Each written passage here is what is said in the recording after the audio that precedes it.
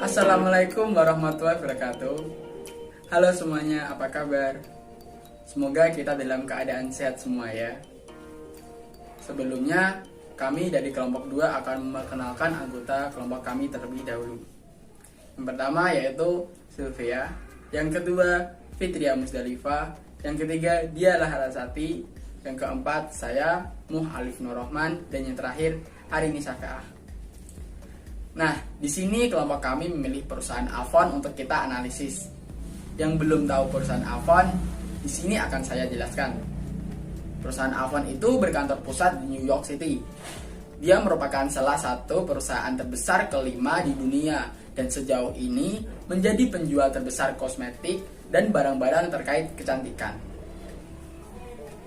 Selanjutnya, produk Avon itu ada banyak. Yang pertama, kosmetik, wewangian, perlengkapan mandi, perhiasan, pakaian, perabotan rumah tangga, jam tangan, alas kaki, produk anak-anak, perawatan kulit, dan hadiah, dan produk dekoratif, produk nutrisi, serta produk hiburan dan rekreasi.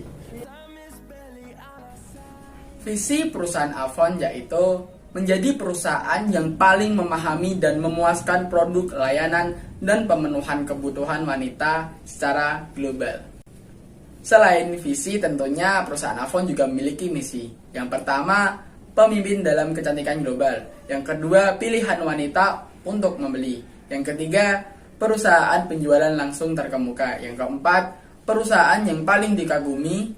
Yang kelima, tempat terbaik untuk bekerja. Dan yang terakhir yaitu memiliki yayasan terbesar yang didedikasikan untuk tujuan wanita. Oke, baik, setelah tadi disampaikan mengenai profil serta visi misi perusahaan Avon, sekarang kita akan membahas tentang IV dan EV Matrix perusahaan Avon. Yang pertama ada EV Matrix. Di sini bisa kita lihat pada faktor internal kunci. Perusahaan Avon memiliki 11 strength atau kekuatan serta 5 weakness atau kelemahan. Nah, pada faktor kekuatan yang mendapat bobot serta rating tertinggi itu pada poin pertama, kedua, dan ketiga. Karena ketiga faktor ini sangat mempengaruhi nama perusahaan Avon sebagai perusahaan kosmetik terbesar yang banyak mempekerjakan wanita dari berbagai negara serta berdedikasi besar dalam menjunjung hak-hak wanita di seluruh dunia.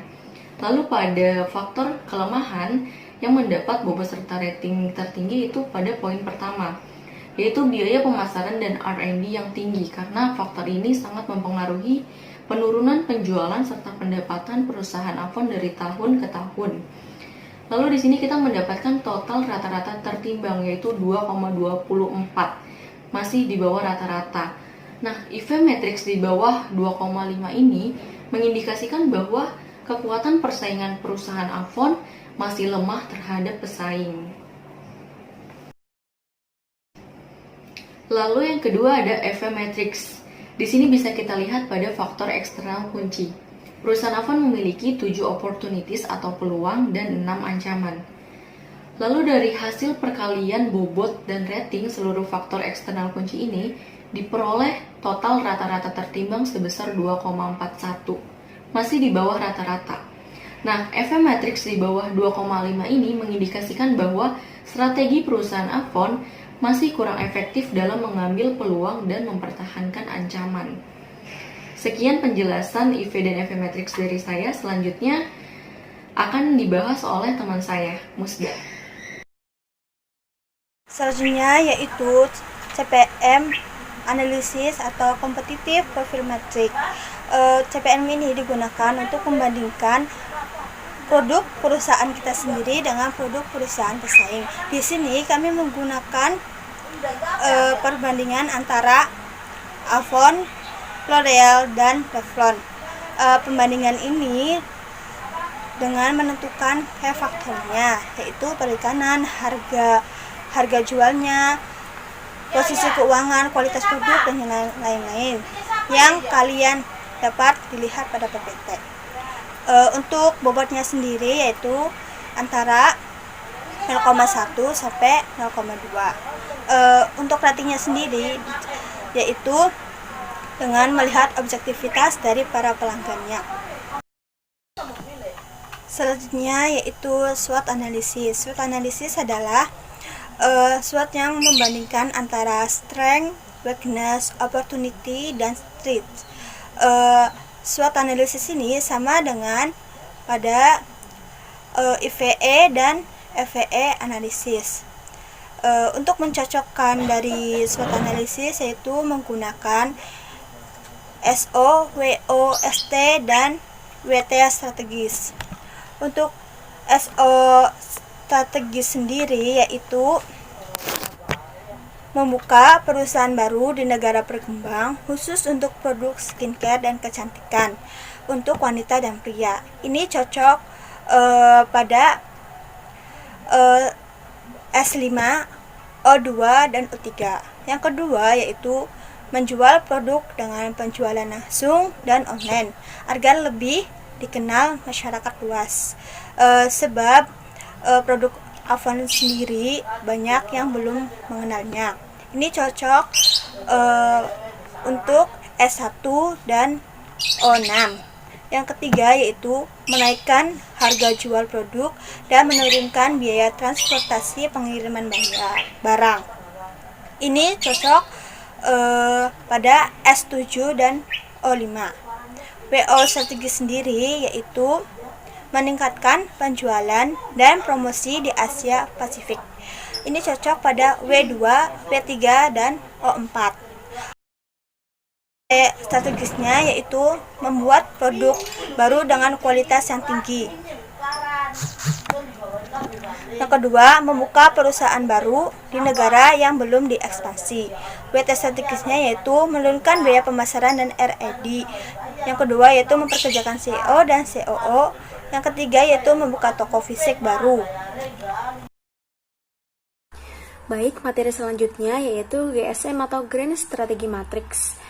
Digunakan sebagai alat untuk memformulasikan strategi alternatif, yakni suatu perusahaan dapat masuk ke dalam satu dari 4 kuadran yang ada pada matriks. Dapat dilihat bahwa perusahaan Avon berada pada kuadran pertama, yang berarti bahwa perusahaan dengan pertumbuhan yang tinggi dan juga posisi kompetitif yang kuat. Untuk perusahaan Avon terus berkonsentrasi pada strategi penetrasi pasar dan juga product development, di mana yang bisa dilakukan oleh perusahaan Avon yaitu dengan cara meningkatkan pengeluaran iklan yang bertujuan untuk mengenalkan produk Avon kepada pangsa pasar yang lebih luas. Kalau product development yaitu dengan cara perusahaan Avon memodifikasi produk yang sudah ada atau bisa juga meluncurkan produk baru untuk menarik daya tarik masyarakat atau pangsa pasar yang lebih luas. Materi selanjutnya yaitu BCG Matrix atau Boston Consulting Group, di mana matriks ini merupakan alat analisis portofolio perusahaan yang terkenal memberikan representasi berupa grafis untuk sebuah organisasi untuk memeriksa bisnis yang berbeda di dalamnya atas dasar pangsa pasar dan juga industri tingkat pertumbuhan yang terkait. Dalam hal ini kita harus mencari total penjualan perusahaan Avon dan juga Revlon sebagai rivalnya di beberapa negara. Lalu kita memperoleh hasil pertumbuhan penjualan Avon itu sebesar minus 3 sekian persen. Dan juga pangsa pasar pada tahun 2012 sebesar 25,11. Dapat kita simpulkan bahwa Avon berada pada kuadran 3 atau di cash cow. Dalam hal ini Avon harus menciptakan pengembangan produk atau fitur tambahan agar pasar yang sudah besar tingkat penjualannya itu tidak turun. Jadi sama seperti materi yang sebelumnya, yaitu Avon harus mengembangkan produk atau meluncurkan produk baru. Materi selanjutnya akan dijelaskan oleh teman saya. Baik, terima kasih. Materi selanjutnya adalah IE Matrix atau Internal External Matrix. Nah, pada IE Matrix ini mendasarkan pada dua dimensi utama, yaitu yang pertama adalah skor total dari bobot IV untuk mencari sumbu X, dan yang kedua adalah skor total dari bobot EV untuk mencari sumbu Y, yang mana EV dan IV tadi sudah dibahas sebelumnya. Berdasarkan hasil evaluasi faktor internal atau IV, itu diperoleh nilai 2,24. Pada IE Matrix, rentang antara 2,0 sampai 3,0 menunjukkan masuk ke dalam golongan average atau menengah atau rata-rata.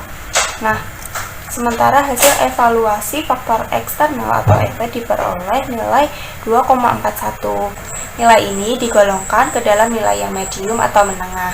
Untuk lebih jelasnya dapat dilihat pada gambar.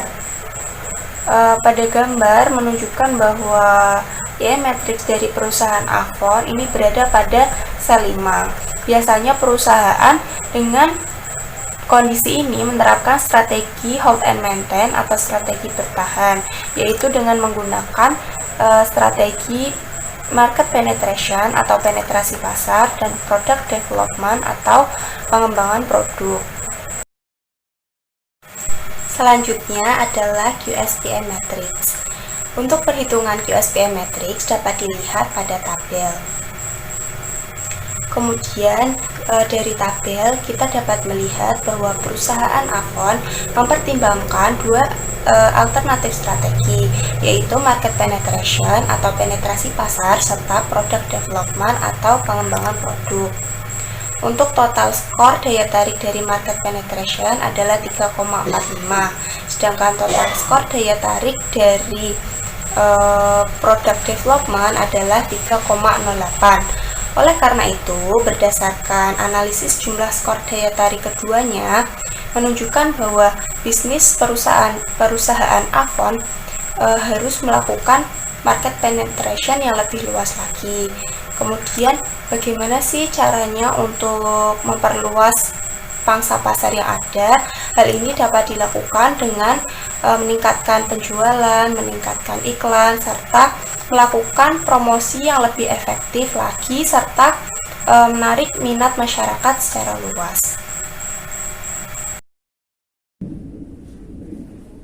Untuk kesimpulan analisis matrik perusahaan Avon, yaitu yang pertama IV Matrix. Skor rata-rata tertimbang di bawah 2,5 mengindikasikan bahwa kekuatan perusahaan Avon masih lemah terhadap pesaingnya. Yang kedua, untuk EV matrixnya skor rata-rata tertimbang di bawah 2,5 juga. Di sini mengindikasikan bahwa strategi perusahaan kurang efektif dalam mengambil peluang dan mempertahankan ancaman.